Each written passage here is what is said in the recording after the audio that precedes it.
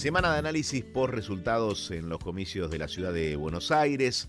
Muchos lo definieron como batacazo, porque Adorni terminó primero. Santoro quedó relegado en una segunda posición, siendo quizás el líder de las encuestas durante los últimos tiempos, no sé si en la última semana. Los Penato tercera, creo que en todos los relevamientos que escuchamos. ¿Qué viene a partir de ahora? Escuchemos a María Eugenia Vidal, son 30 segundos, porque ella habla del PRO, y uno se pregunta si por el resultado obtenido, si por los 16 puntos que sacó los Penato, el PRO está terminado. Cuando uno tiene una noche como la de anoche que tuvo el PRO, no se toman decisiones esa noche sobre lo que va a pasar. Creo que hay una reflexión para hacer, creo que a la política le falta humildad, creo que le falta respeto por el voto, creo que hay exitismos con los que nos dejamos llevar cada vez que ganamos y subestimación cada vez que perdemos. No nos vamos a rendir, no vamos a bajar los brazos. Yo no creo que el PRO esté terminado. No creo que el PRO esté terminado. Vendrá una etapa de autocrítica, imagino. ¿Está terminado o no? Y por otra parte, quien hizo nacer al PRO es Mauricio Macri. Mauricio Macri es PRO.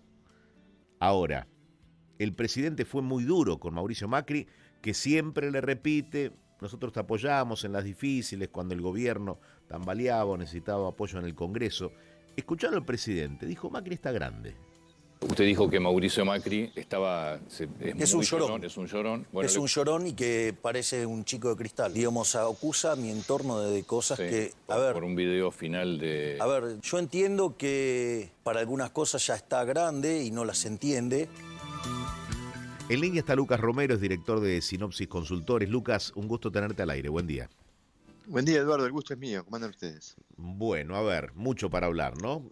Todos tendrán que hacer su autocrítica. Yo creo que hasta el que ganó debe ver el escenario que sigue para no cometer errores que sí cometieron otras fuerzas políticas. Dame tu primer análisis. Sí, a ver, fue un resultado sorpresivo. Eso lo hace lucir más el triunfo de Adorni. Pero fue más un triunfo político que electoral, digo yo, para el oficialismo, porque Milei necesitaba el resultado para darle marco, para darle un encuadre a los enunciados que se escucharon en la noche en el búnker de La Libertad Avanza, las palabras del propio Adorni, que fueron muy, muy medidas, fueron palabras que el propio candidato leyó, con lo cual uno asume que había premeditadamente un deseo de que sean enunciadas, y es la idea esta de que, bueno, el instrumento para terminar con el kirchnerismo es La Libertad Avanza. Esto tiene el objetivo de, ayudar a conglomerar a la mayoría antikirchnerista que le ha permitido a Milei llegar a la Casa Rosada, y el otro enunciado fue: el instrumento para cambiar la Argentina es La Libertad Avanza. Este es un enunciado que tiene el objetivo de conglomerar la demanda de cambio que lo transformó a Milei en presidente en 2023. Yo digo que lo que estamos viendo en la escena política desde el 2023 para acá es un proceso de reconfiguración del sistema de representación política. Veníamos de un sistema de representación que estaba organizado en dos grandes coaliciones, una coalición panperonistas, por llamarla de alguna manera, que era Unión por la Patria, el Frente de Todos, las diferentes denominaciones que había tenido, y la otra era Juntos por el Cambio. Bueno, en 2023 emergió un outsider que por afuera de esas dos coaliciones se alzó con el triunfo y puso en reconfiguración al sistema. Y esto es un problema para Milei, porque Milei está gobernando en hiperminoría. Esto le restringe los márgenes de acción. Entonces está intentando resolver esa anomalía del sistema de que esa mayoría que lo puso en la Casa Rosada en noviembre de 2023, o la porción importante de la sociedad que lo apoye, que se ve reflejado en las encuestas, no está reflejado en el sistema.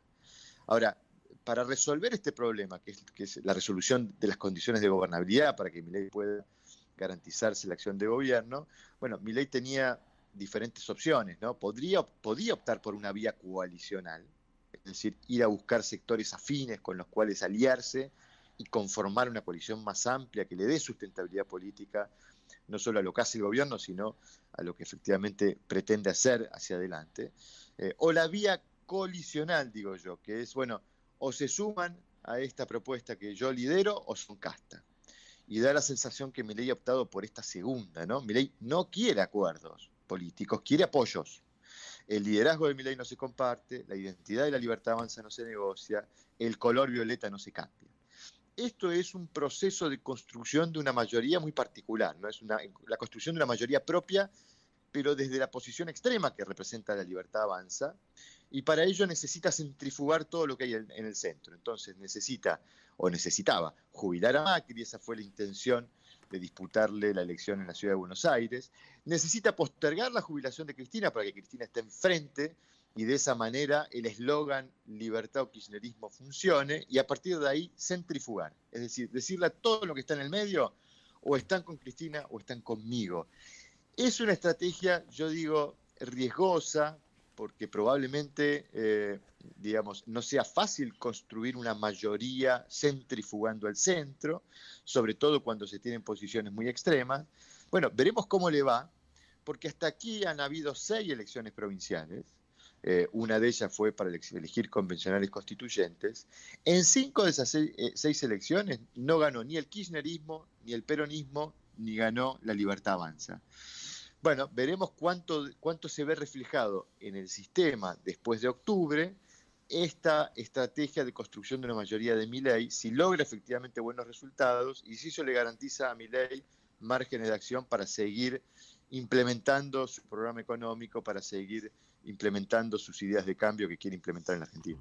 Como se lo vio a Macri el domingo y por las declaraciones que hizo por la noche, donde lo invitaba a hacer un pacto, si se quiere, de que ambos dejen de llorar. La primera parte del plan, ¿la logró Milei, la de jubilar a Macri? Bueno, esa fue la pretensión y además ya Milei lo está efectivamente anunciando o enunciando, ¿no? El deseo de que efectivamente el tiempo de Milei ya pasó, el tiempo de Macri ya pasó, perdón, dijo ayer Milei. Bueno, yo creo que es difícil, es muy prematuro y yo diría muy apresurado decir que el PRO ha dejado de existir. El PRO va a seguir gobernando la ciudad, pero además, de vuelta, vuelvo a los resultados, ¿no? ¿Cómo le está yendo a la Libertad Avanza para construir esta mayoría que pretende construir en este turno electoral de este año? Uno repasa las elecciones, por ejemplo, del 11 de mayo, en las elecciones en donde participó la Libertad Avanza, en promedio obtuvo el 20% de los votos, provincias en donde Milei en octubre del 2023 había obtenido el 40% de los votos. Es decir, es difícil pensar con esos números que la Libertad Avanza está avanzando raudamente hacia la construcción de esa mayoría. Ni que hablar de vuelta de reforzar esta idea de que han venido ganando gobernadores que formaban parte de ese espacio de Juntos por el Cambio y que por ahora no han decidido pintarse de violeta y pasar a afiliarse a la Libertad Avanza. Y creo que hay un sector del electorado que si bien no comulga con las ideas o con las propuestas que presenta el peronismo para la Argentina, para lo que el peronismo pretende para el país, tampoco comulga con las ideas que presenta Milei, por lo menos no en el plano económico, sino en el plano más institucional. Entonces, yo creo que todavía está por verse cómo se va a terminar de reconfigurar el sistema de representación política, está por verse cuál va a ser el éxito de esta estrategia de Milei en términos de construir una mayoría, qué mayoría va a poder construir Milei desde el punto de vista propio, porque así como el kirchnerismo en algún momento tuvo una estrategia parecida por el lado del peronismo, bueno, al kirchnerismo le surgió el peronismo no kirchnerista, ¿no? Un sector del peronismo que no comulgaba con esa estrategia de construcción de poder del kirchnerismo. Bueno, yo digo que al mileísmo le puede surgir el no peronismo no mileísta también. Y ojo, porque el peronismo no kirchnerista fue artífice de todas las derrotas del kirchnerismo después de la victoria de Cristina en 2011. Así que veremos cómo le va a Milei. Es una estrategia ambiciosa, es una estrategia con muchos riesgos, es una estrategia que le propone un camino de construcción de una mayoría mucho más largo en el tiempo, mucho más, zigzagueante, mucho más engorroso, mucho más complejo, y habrá que ver si efectivamente era la estrategia correcta, porque si Milei hubiera optado por la vía coalicional y hubiera construido una coalición más amplia, quizás el domingo pasado en la Ciudad de Buenos Aires, en vez de sacar 30% de los votos, hubiera sacado más de 50% de los votos. Así que veremos cómo le va con esta estrategia de construcción del instrumento propio, que es lo que efectivamente quieren hacer Javier Milei y Karina Milei, ¿no? Bien, para cerrar, ¿hizo una buena elección Santoro? Bueno, a ver, está claro que uno podría decir es insólito que Santoro no haya ganado esta elección con el no peronismo tan fragmentado en la Ciudad de Buenos Aires. Eso es cierto. Hablan de empate técnico en el kirchnerismo.